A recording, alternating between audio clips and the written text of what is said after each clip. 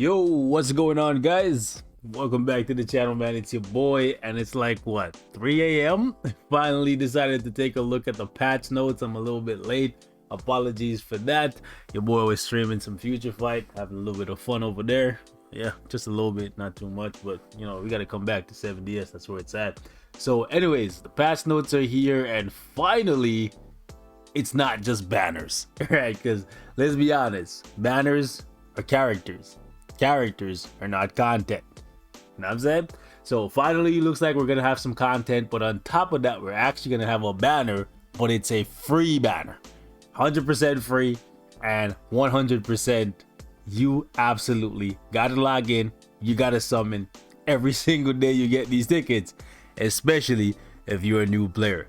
So my homie Ron, you just started playing 7DS, I'm shouting you out right now, bro. Make sure you log in every single day and you get these characters, bro. Because especially Gother, all of you guys who are just starting the game right now, Gother is gonna put in so much work for you. Like Red Gother is still to this day one of the best characters in the game, even though Green Gother is in the game, because Green Gother can't work on every team. Like if you have multiple characters of the same race, Gother's passive does not work, Green Gother. But Red Gother's passive can work on every team as long as he doesn't get hit. And on top of that, he still has the rank up at the red version, and he has the attack seal, which is always deadly when you run into attack type teams, which people love, like with just Sariel burst damage. If you lock out their Sariel with an attack seal and they can't cleanse it, they can't win the match. Well, they can rush ultimate, but Gother, you can rush his ultimate, take away their ultimate, and just kind of control them. But anyways, if you're a new player, within your first couple months of playing this game, this is a banner that you absolutely want to summon on, right? Because not only will you get all of these featured characters at level 80, but there's other characters on the banner as well that you can also get at level 80. On top of that, these characters will come at UR 6-star awakened, ready to be super awakened. That's really, really good. Gother is great for Hallex, King is great for Gray Demon, and Blue Bond is great for Red Demon. So they're setting you up really, really well to grind out the materials that you need to build your account. Blue Demon Meliodas has kind of fallen off just because Goddess Elizabeth exists now. But as soon as people slip up and stop using Goddess Elizabeth, anytime there's a shift in the meta and people decide, you know what, I don't want to use the Goddess Elizabeth, this guy immediately becomes a threat once again, because Pierce teams still exist, and even though they're not as dominant as they once was, they can still decimate your team if you don't have a Liz shield. So just keep that in mind. So don't sleep on Blue Demon Meliodas, he's still a monster. They're giving him away for free, so make sure you take these free multis and summon. Trust me. On top of that, they're also giving away some cosmetics. Are these the ones they gave away already? No, I think they gave away the blue ones, right? Yeah, I think they gave away blue ones. I'll have to check, but if they gave these away already, you'll actually get cosmetic items instead. But I do believe I have two versions of these already, one blue and one green. So yeah, see, these things look so similar, so I'd have to double check, because they do give away a lot of cosmetics for the sins. It's kind of unfortunate that the cosmetic they're giving you is not something you can use with your Demon Meliodas, your Blue Demon Meliodas. It's unfortunate, right? But it is what it is. It is what it is.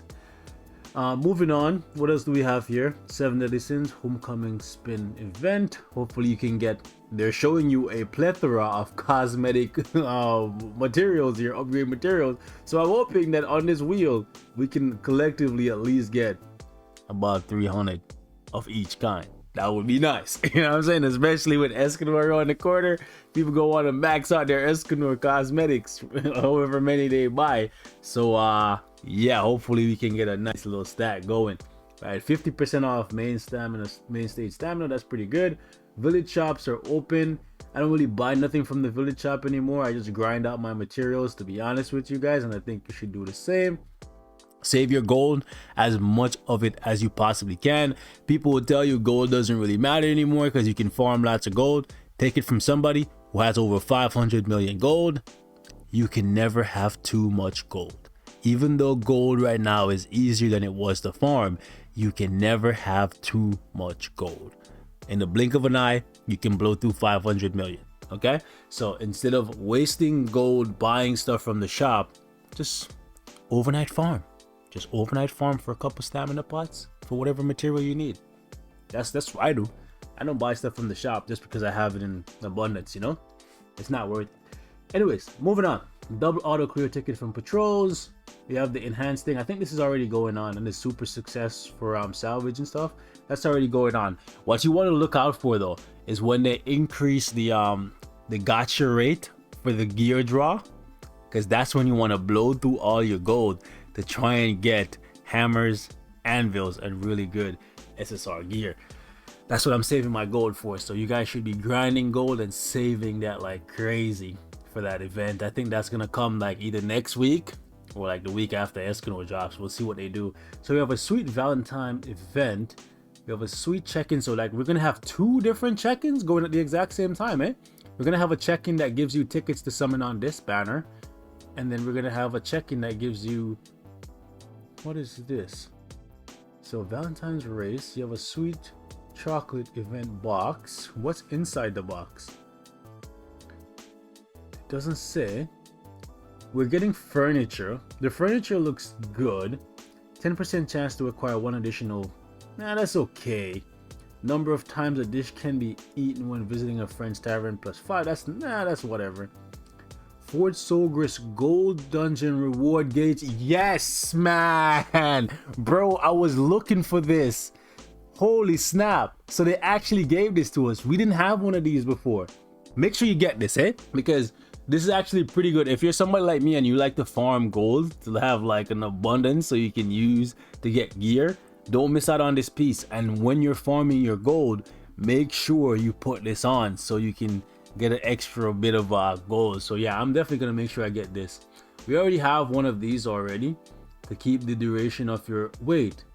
They increased it by 30 minutes. Yeah. Wow, okay. This is even better. This is actually even better.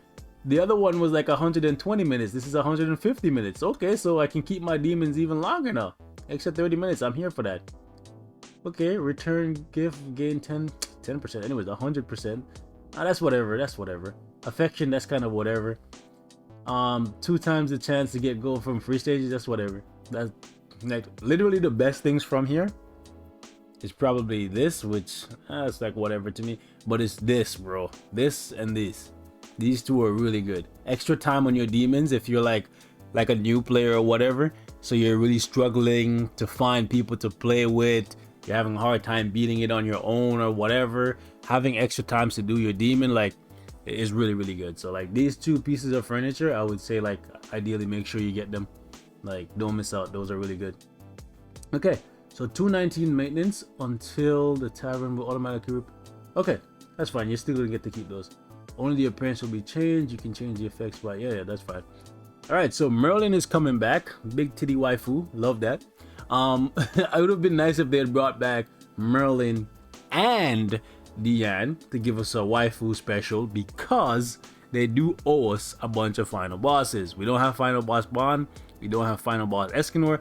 They say they want to catch up to JP, but you can't just catch up in terms of characters that we have and banners that we've gotten, and not content, because then the players, especially the free-to-play players, are going to be lacking in resources, and the game is going to be completely different because players can't afford to build up like UR gear for all these characters because they never got the content that JP got, so they never got the rewards that JP got, right?